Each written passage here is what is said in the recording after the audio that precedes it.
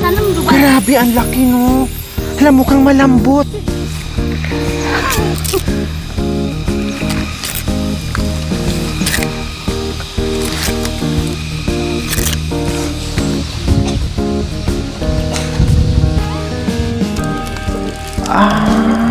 Wow, si tatay, lalo ko napabilib sa inyo, Tatay Ronnie, ha?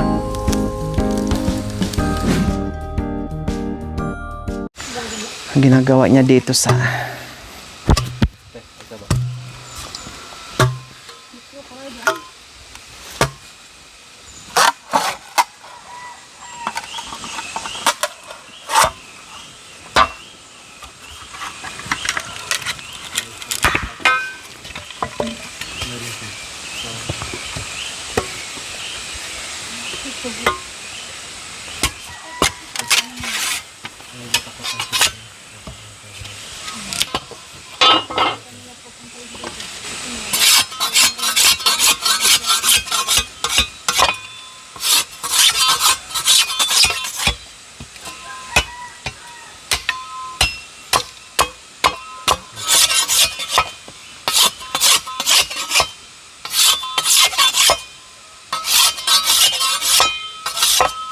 Tubo dito, ginagawa din ng daw.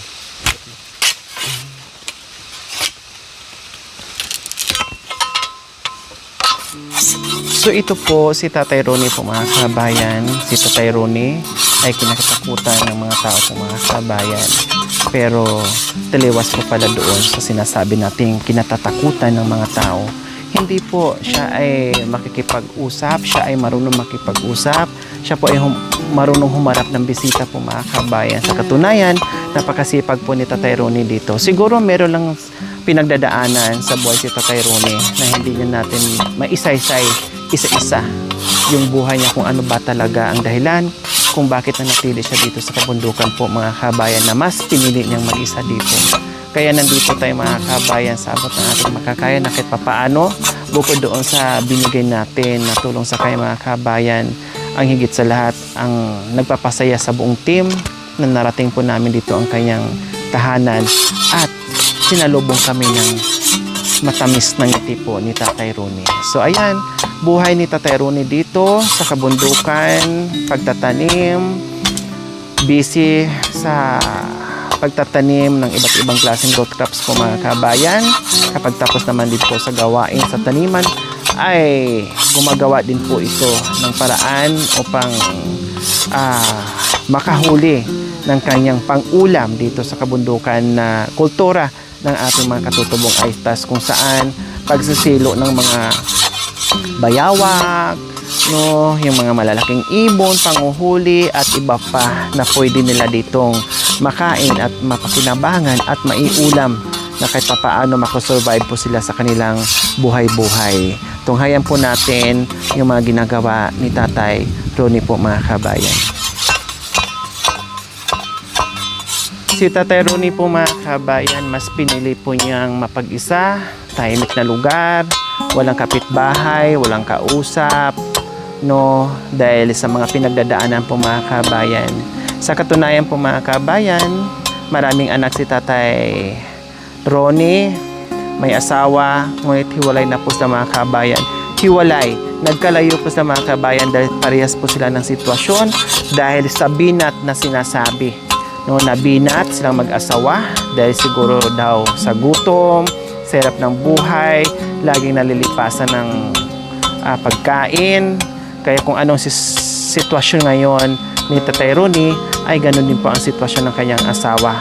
Wala dito, nasa ibang lugar po, mga kabayan. Siguro meron nag-aalaga, no? Dahil yung mga anak ni Tatay Ronnie na parang walang pakialam po sa kanilang mag-asawa, mga kabayan. Siguro napadpad si nanay sa pamilya, no, ng kanyang asawa, dahil ang mga anak ni Tatay Ronnie ay may kanya-kanyang pamilya na rin po. Buti na lang merong hindi nakalimot sa kanya yung kanyang pamangkin dito na dumadalaw at nabibigay ng pagkain ni Tatay Ronnie po, mga kabayan. Pinili niya yung buhay tahimik, pinili niya yung buhay mag-isa, pinili niyang lumayo sa maingay na lugar, no, mas ginusto niya manatili dito na mag-isa po mga kabayan. Siguro yan ang nakakapagpasaya sa isipan at sa buhay ni Tatay Ronnie na manirahan mag-isa po mga kabayan. Siguro naisip niya, wala siyang pakisamahan, wala siyang intindihin, no, walang sasaway sa kanya, wala siyang marami siyang pwedeng isipin kung bakit mas gugustuhin niya manirahan dito sa mag-isa dito sa gubat ng kabundukan po mga kabayan.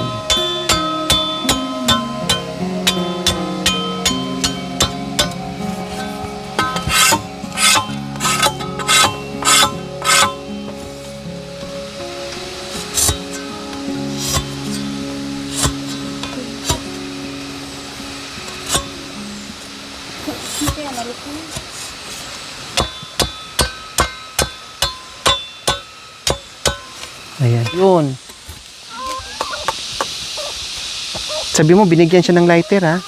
Baka makalimutan niya. Nilagay sa bulsa. Alam niya? Tatay Ronnie! Tatay Ronnie! Kumaka mo ito. Lighter nyo. Mayroon kay lighter. Sayang. Meron na daw. Tingnan na. Nakahuli na. Nakahuli na si ano. Ito naman. Nakahuli. Hala, bakit walang ano? Tinanggalan ng ano. Hala, ang taba. Ang itlog yan? Ang taba, no? Ang liit niya mga kabayan, pero parang puro laman. Nitid na nitid. Oo. Hindi to labuyo? Hindi. Sa katunayan po mga kabayan, may mga pugad ng mga manok at may mga itlog na po mga kabayan na kahit papaano ay makarami dito si Tatay Ronnie ng manok. Saging, okay. Kasi pag papili, ulit ko inuubos siya eh. Masyado mausok. Ayan, paunti-unti kasi, no.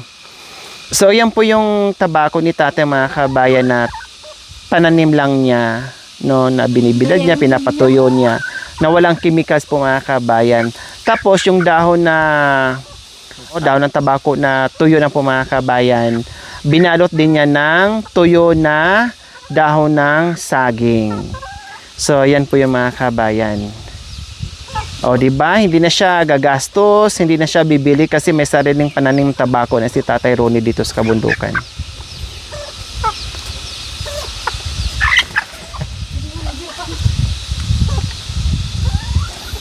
Sarap ah.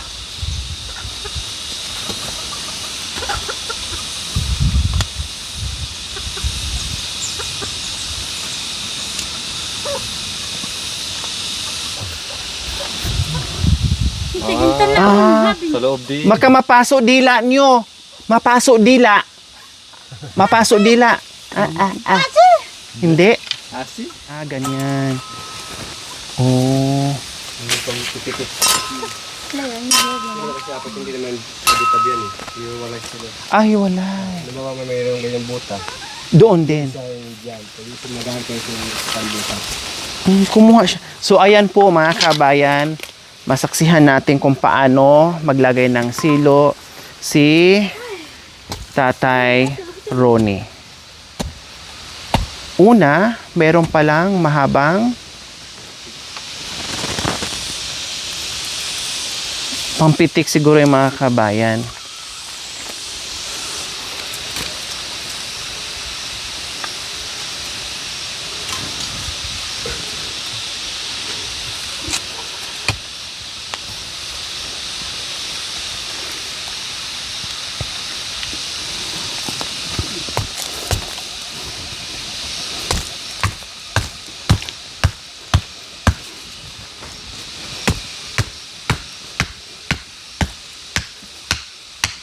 Kaya pala, hindi rin basta-basta mano kasi talagang malalim.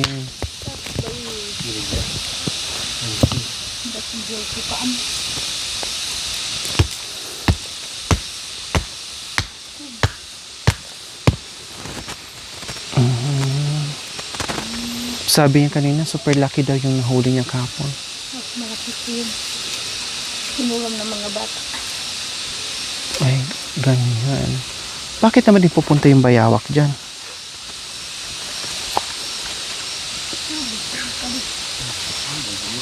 Tuloy. Siguro ko pa magpitik yan sa biro. Ay. Ay. Ay, ito mo yan. Hindi ko na yan. Pwede na yan ang pitik sa biro.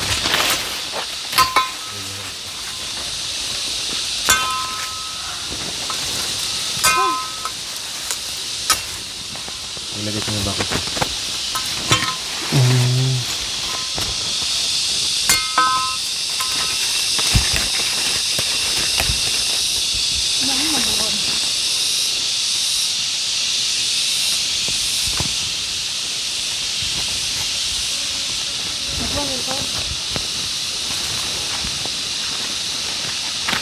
Para dyan hahakbang yung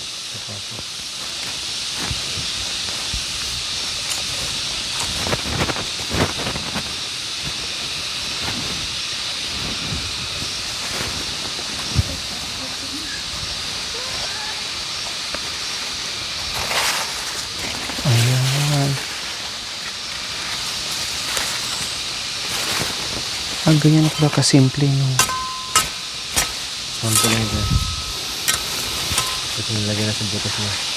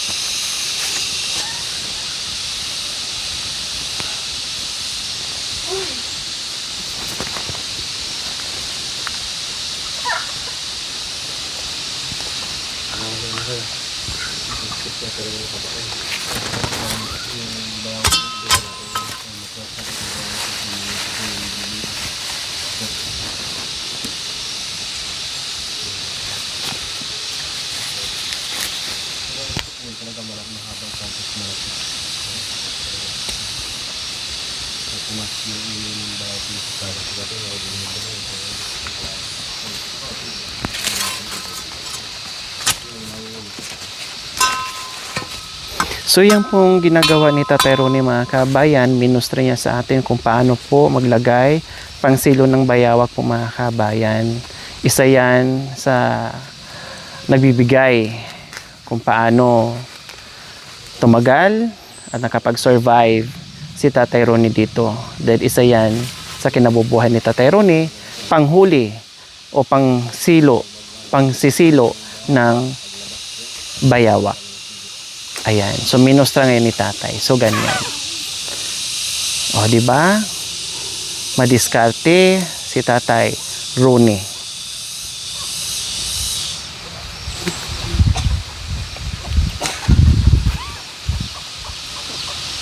So, ibig sabihin, itong stick, malaki pala yan. Oh, malaki. Binabaon Kasi dyan pala malambitin yung, ano, buhay pa yung, buhay pa. Nakate, binabaon talaga. pwede din pala siguro yung mga tikling dyan, no? Ito sana, mga ibon. Mga ibon.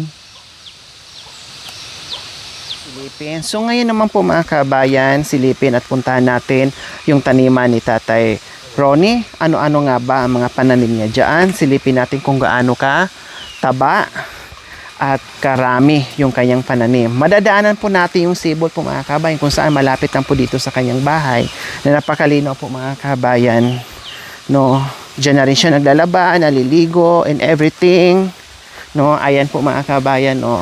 Sa itaas, diyan po yung sibol, napakalinis ng tubig, napakalinaw ng tubig po, mga kabayan.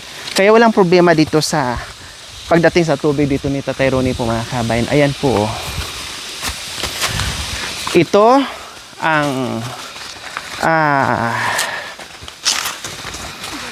taniman ni Tatay Ronnie. Kumukuha tayo ngayon ng tubo. Ay, ang lalaki ng tubo niya, no? Grabe. Ito naman, anong klaseng tubo ito? Anong klaseng tubo? Mukhang malalambot siya, mga kabayan. Ayan. Isa yan sa tubo. Isa yan sa mga pananim ni Tatay Ronnie dito na meron siyang tubo, mga kabayan. Imagine, ang laki. Ang laki. Tanong Dubai. Grabe, ang laki, no? Hala, mukhang malambot. Itanim, tanim. Ito. Oh. Dali mo. Hala, ang dami niyang tubo mga kabayan. Ayun oh. Ito. Yuli ko. Tanong ko.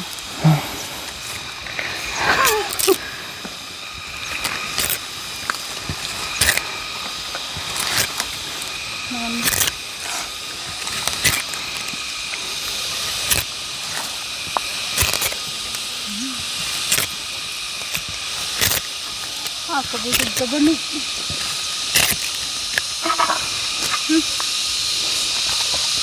Hindi.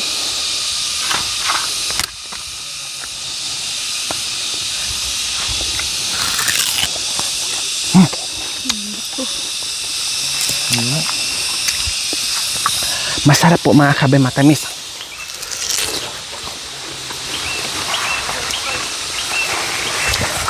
So meron siya ditong mga gabi, papaya, tubo, at iba pa. Dalawang klaseng gabi niya dito mga kabayan. Yung mamula-mula at saka yung green lang. No, may mga kamuti din siya dito. No, mga tanglad. Ang tataba ng tanglad niya mga kabayan. Ayun no. Tapos mga avocado ayun nandoon, mga ubi. So ayan. No, imagine, ang dami mga pananim dito ni Kuya Ronnie po mga kabayan.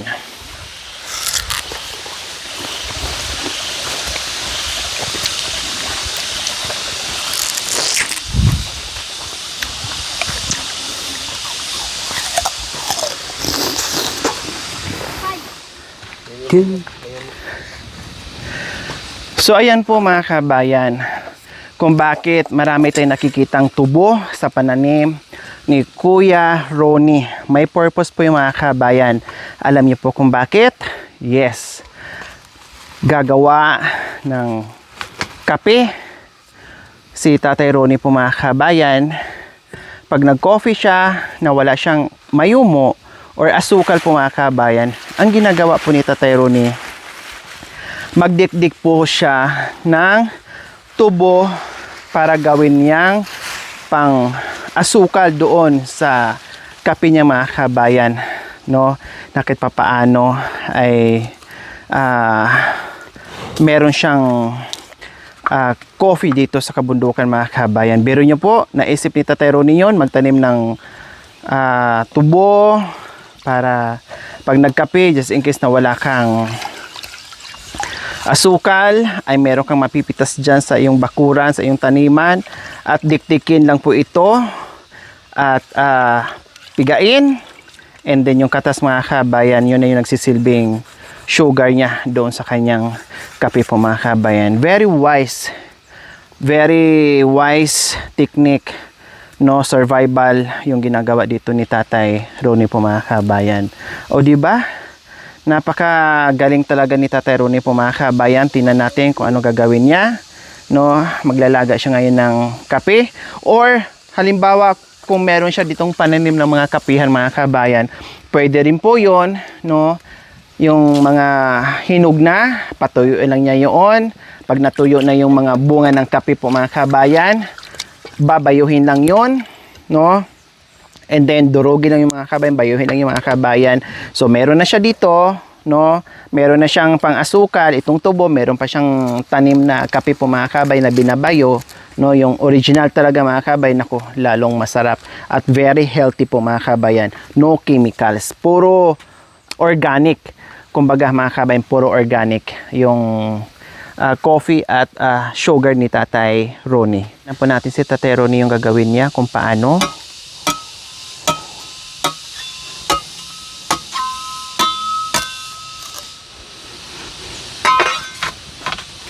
Ang lalaki ng tubo na yan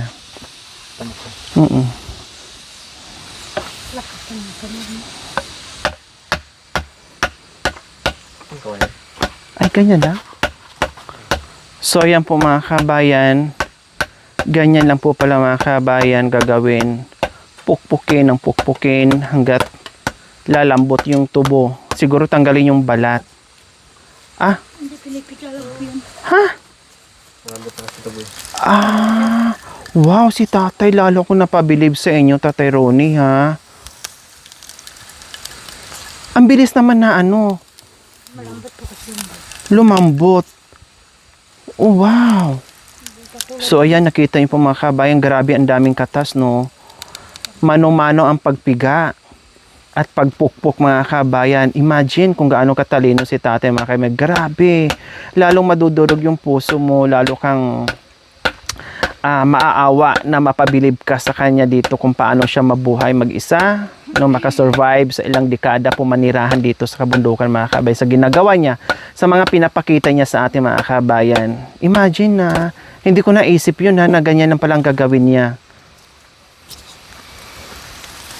Oh, see? Ayan po ang proseso sa paggawa ng asukal or mayumo para doon sa kape ni Tatay Ronnie.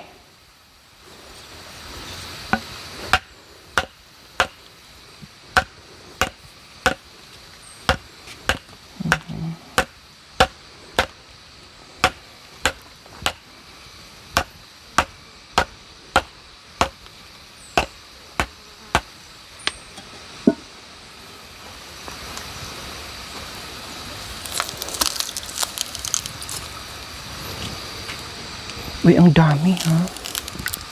No? Ang galing ni tatay.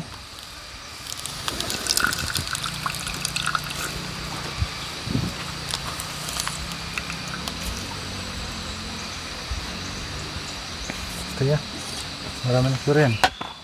Kulang pa. Hindi rin masasayang kasi itanim din niya eh, no? Itatanim din niya. Pag nagpita siya, yung dulo, itatanim din niya. So, hindi siya mauubusan. Kahit yan, oh, pwedeng itanim niya. 2 ano yan. Or 3 putol yan. Tutubo na naman.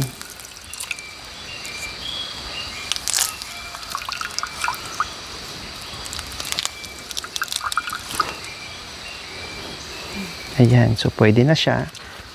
Nagpaparinga si tatay para isa lang na po niya yung kanyang very healthy na kape. Hindi yan nakapagay sugo. Nangarabudagal yung kayo.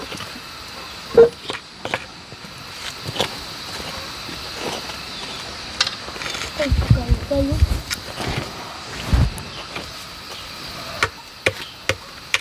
Ay, may apoy pa pala. Oh. Akala mo wala nang apoy. Oh, tingnan mo. Oh.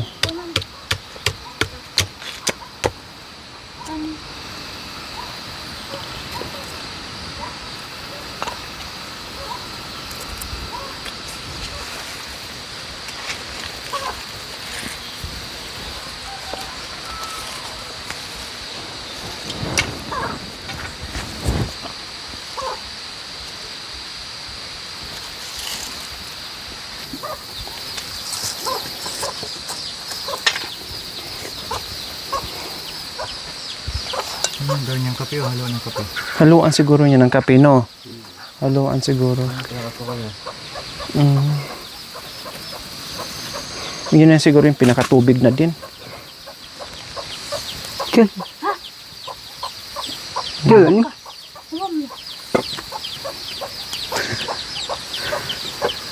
So ayan po mga kabayan, yung tubo kanina na pinigaan ni Tatay Ronnie, sinalang po dito. So ito na yung pinakatubig niya, ito na rin yung pinaka-asukal niya or mayomo kung tawagin sa kanila. And then yung isang stick po ng coffee ay ilalagay po niya dyan kapag mainit na. So yun na yung kape niya. Very healthy yung kape niya mga kabayan. Kasi alam naman natin, marami kang benepisyo makuha sa kape mga kabayan. Basta pure na hindi yung 3-in-1 or maraming asukal.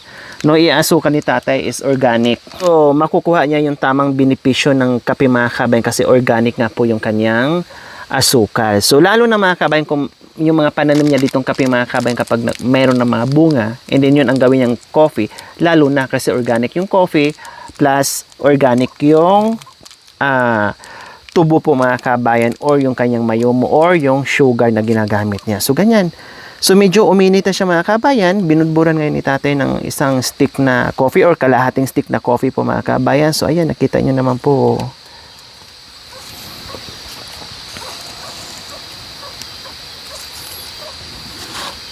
So ganito po ang ginagawa nyo po Tatay Ronnie. Pag wala po kayong mayumo, tubo. Kaya marami kayong tubo doon.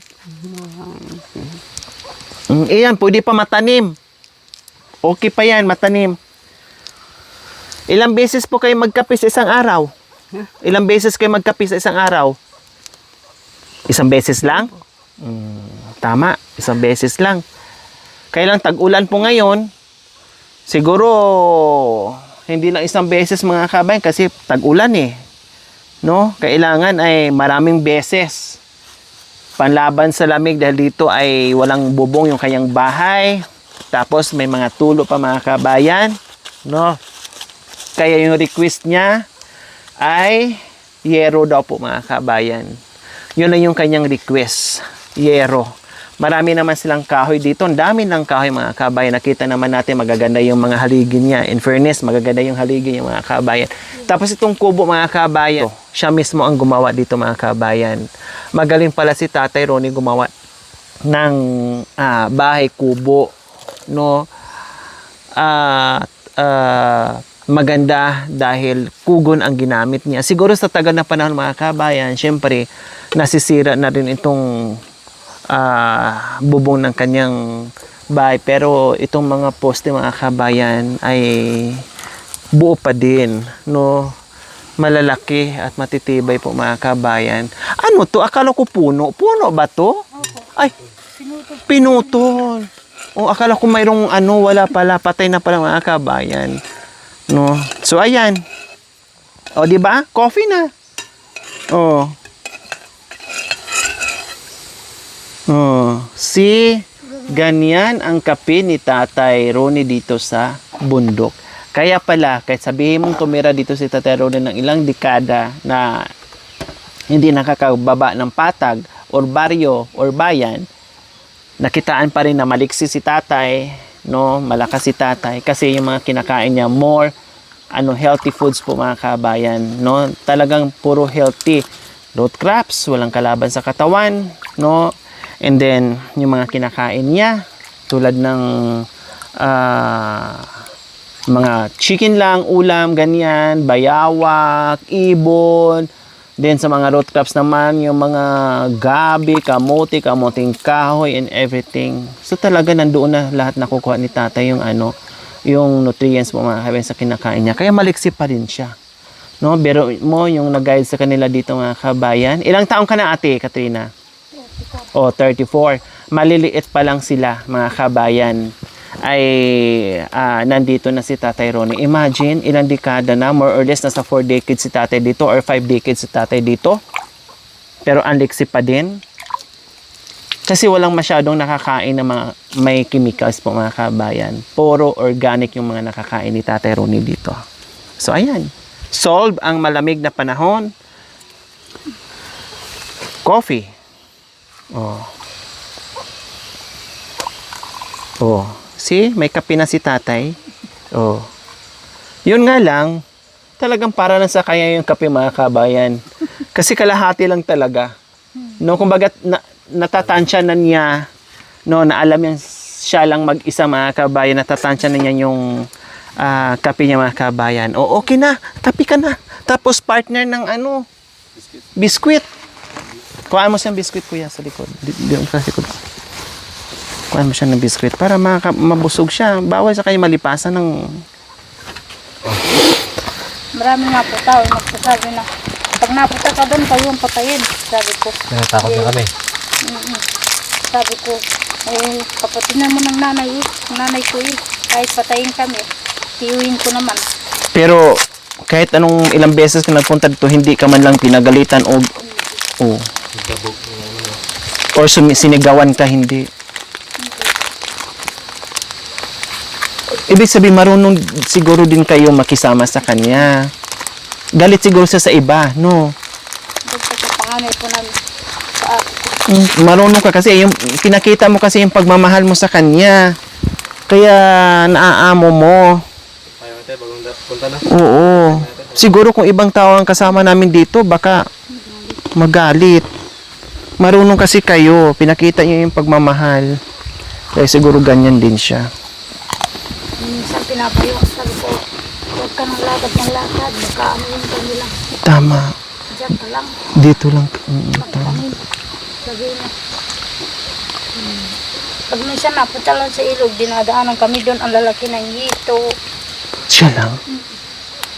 Tsaka ano, Grabe hipon. naman. Alam din pala niya yung ilog pumunta at manghuli ng isda. Yan po yung dinadaanan niya kami. Mm.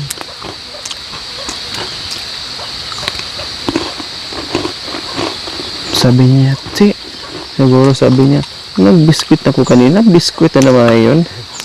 Busog na.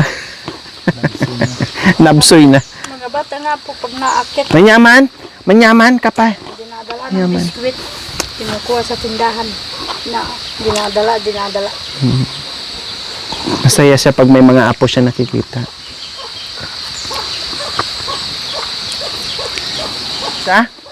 Bulsa? Pera? Tago mo ha.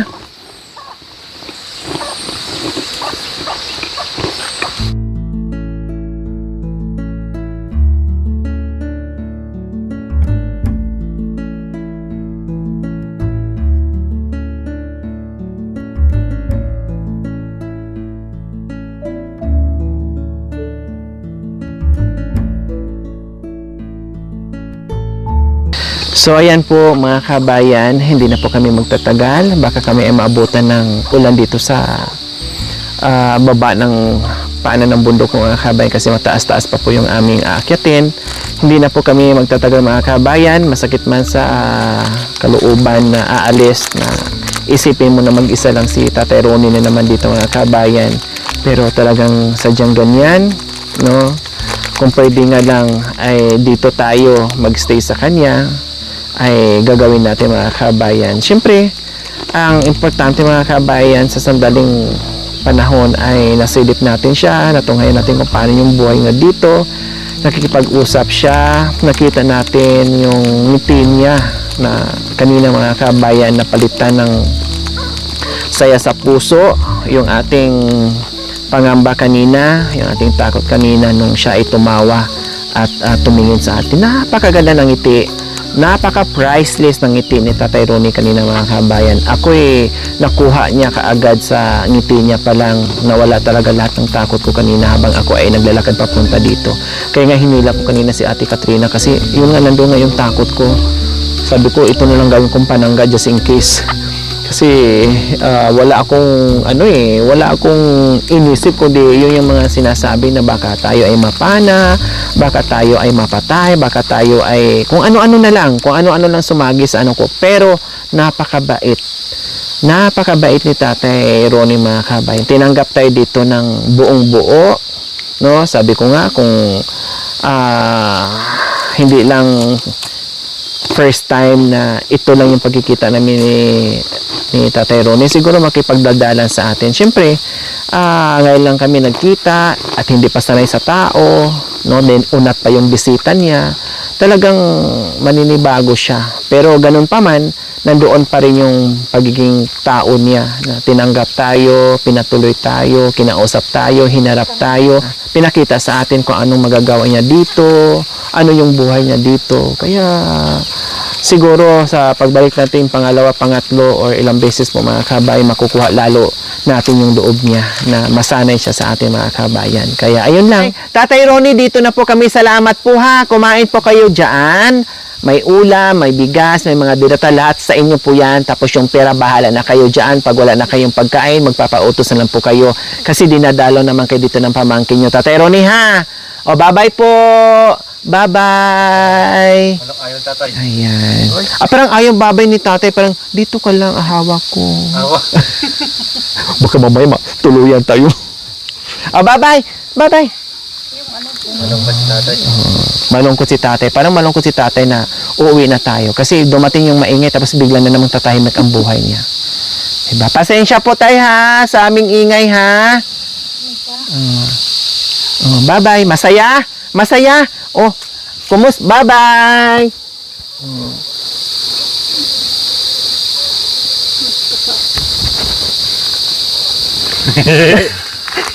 Hindi.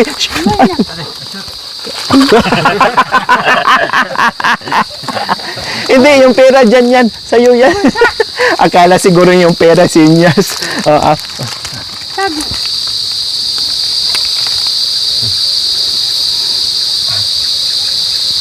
Ayun. Ayun! Tapos... Oh, siya.